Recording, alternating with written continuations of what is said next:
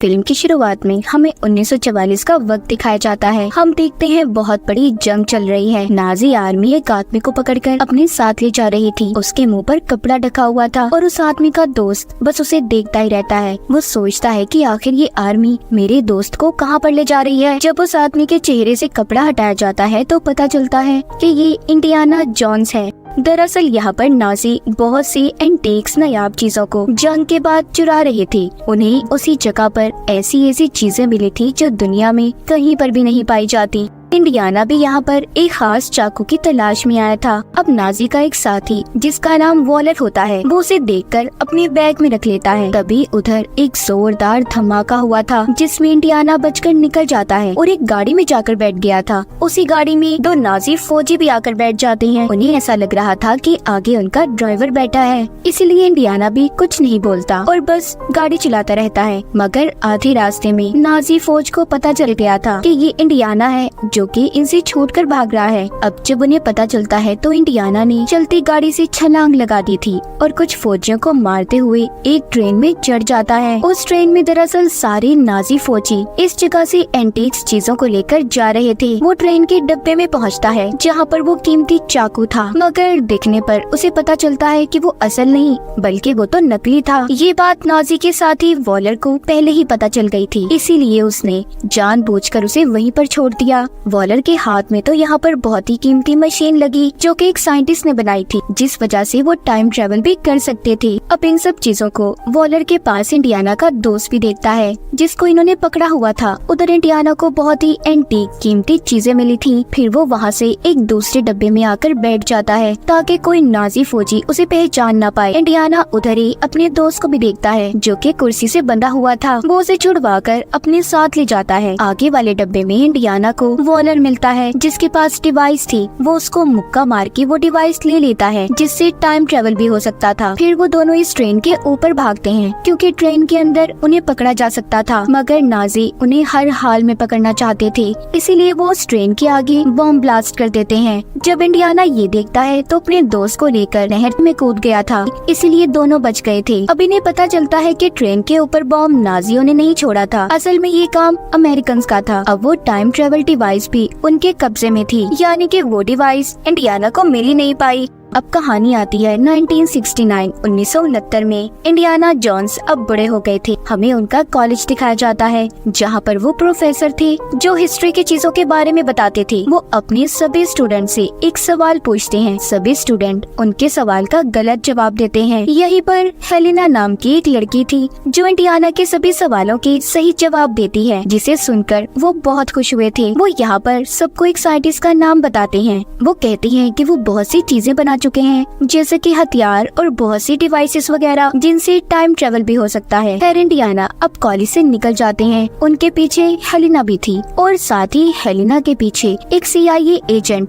एक होटल में बहुत सारे गुंडे हैं, उन्हीं में एक अमेरिकन एजेंट भी था। उधर वॉलर भी होता है जिसको हमने कहानी के शुरू में देखा, जो एंटीक चीजों को चुराना चाहता था। ये अमेरिकन एजेंट वॉलर के लिए ही काम किया करता था। दरअसल वॉलर ने यहाँ पर सबसे अपनी पहचान छुपाई थी कि वो नाजी है। वो यहाँ पर नासा के साथ मिलकर काम किया करता था। सीन शिफ्ट होता है हेलेना और इंडियाना पर। हेलेना इंडियाना को बताती है कि मैं आर्कियोलॉजिस्ट की पढ़ाई कर रही हूँ, यानी कि मुझे तारीख में बहुत सी चीजों को जानने का बहुत शौक है। मैंने बहुत सी चीजों के बारे में गहराई से पढ़ा है। वो यहाँ पर उसी डिवाइस की बात भी करती है जो कि टाइम ट्रेवल डिवाइस थी। हेलेना कहती है मुझे अब वो डिवाइस, वो डायल ढूंढना है। ये सुनकर इंडियाना थोड़ा मायूस हो जाते हैं। वो हेलेना को अब अपने साथ उसी कॉलेज की लाइब्रेरी में लेकर जाते हैं जहाँ पर वो पढ़ाया करते थे। वो अब डिवाइस को निकाल कर हेलेना को दिखाते हैं क्योंकि अब तक इंडियाना ने उसे संभाल कर अपने पास रखा हुआ था। ये आधा हिस्सा है, आधा हिस्सा उस साइंटिस्ट ने तोड़ दिया था जब उसने इसे बनाया, क्योंकि वो साइंटिस्ट जानता था कि ये गलत कामों के लिए भी इस्तेमाल हो सकता है और कभी न कभी ये गलत हाथों में भी जरूर जाएगा। तभी उधर कुछ लोग आ जाते हैं जो कि CIA के एजेंट्स थे। इनमें वही CIA की एजेंट भी थी जिसको हमने हेलेना का पीछा करते देखा। उन्हें दरअसल ये बात पता चल गई थी कि इंडियाना के पास वो टाइम ट्रेवल डिवाइस है। वो उन पर गन कर लेते हैं।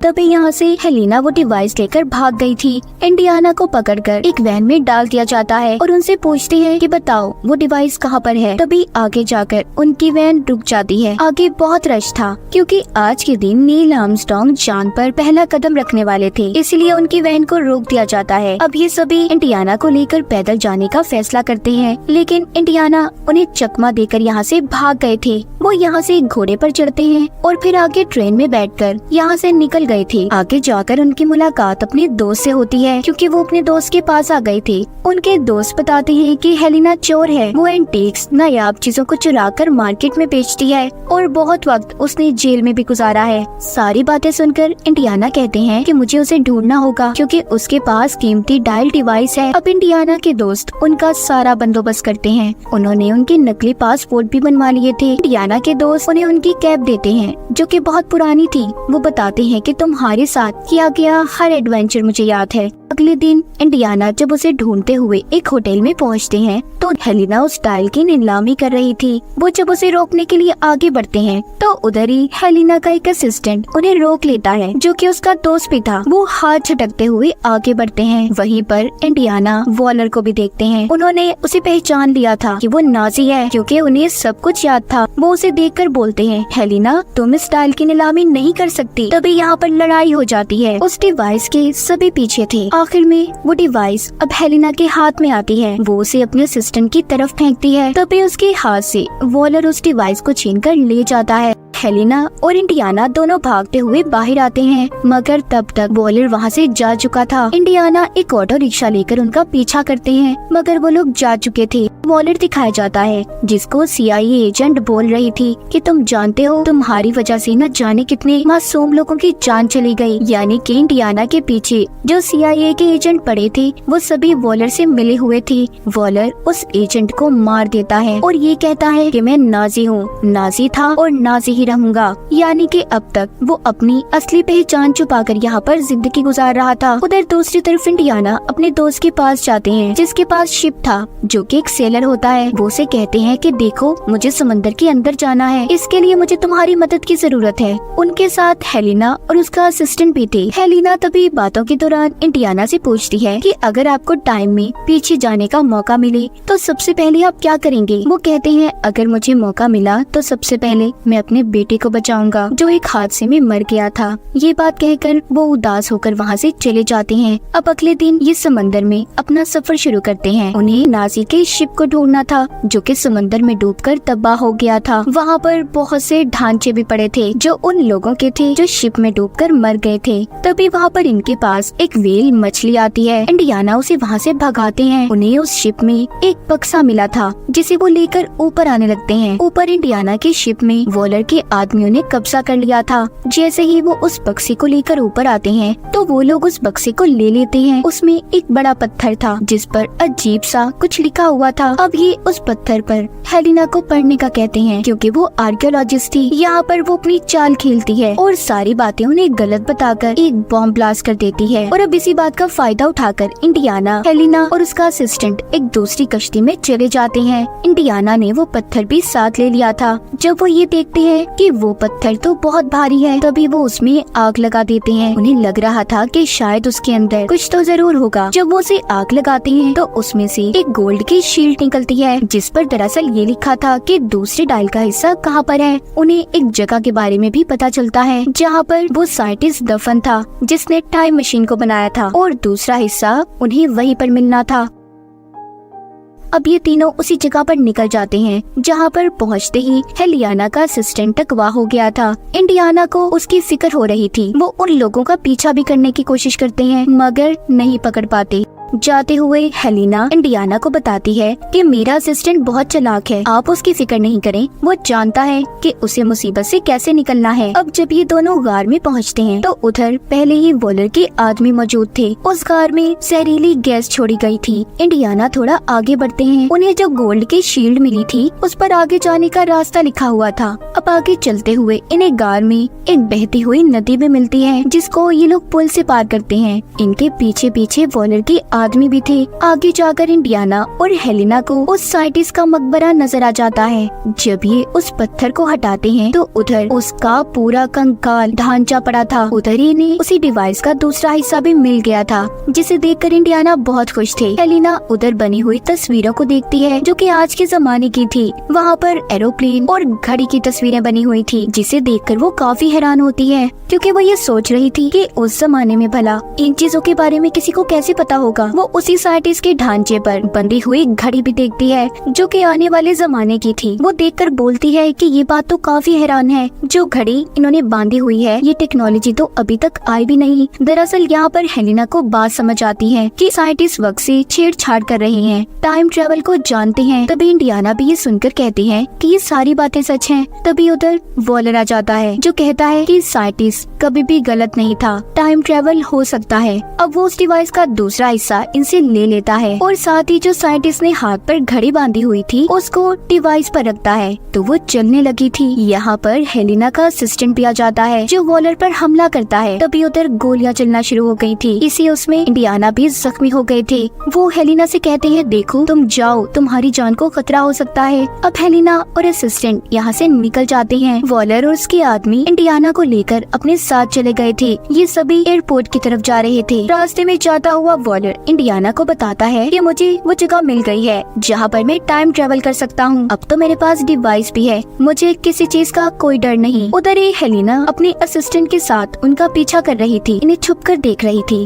वो अपने असिस्टेंट को एक प्लेन दिखाती है, कहती है उसे देखो, क्या तुम उसे चला लोगे? वो कहता है हाँ मैं कोशिश करूँगा। अब हेलिना एक बाइक की मदद से वॉलर के प्लेन में चढ़ जाती है। उसका असिस्टेंट भी प्लेन लेकर पीछे आ रहा था। वॉलर को वो जगह मिल गई थी जहाँ पर वो टाइम ट्रेवल कर सकता था। हम देखते हैं कि आसमान पर तेज रोशनी होती है और जहाज रोशनी में चला जाता है। पीछे ही हेलिना के असिस्टेंट का प्लेन भी था, यानी कि ये सब टाइम ट्रेवल करके वक्त में पीछे आ गए थे। उनका प्लेन काबू से बाहर हो जाता है क्योंकि जिस वक्त में ये गए थे वहाँ पर जंग चल रही थी और हर तरफ तबाही ही तबाही थी। अब हेलिना उस प्लेन को रोकने की कोशिश करती है मगर वो बेकाबू था, इसीलिए हेलिना भी प्लेन से लटक जाती है। इंडियाना आकर उसे बचाते हैं मगर तभी दोनों नीचे गिर गए थे। उनका पैराशूट खुल जाता है और दोनों बच जाते हैं। उधर ही हमें वो साइंटिस्ट भी दिखाए जाते हैं जिन्होंने टाइम ट्रेवल मशीन को बनाया था। वो अभी भी बैठे उसे पूरा ही कर रहे थे, यानी कि ये वक्त तो पीछे का था। उस वक्त टाइम ट्रेवल मशीन बनी ही नहीं थी। वो अब उस प्लेन को भी गिरता हुआ देखते हैं जिसमें वॉलर था।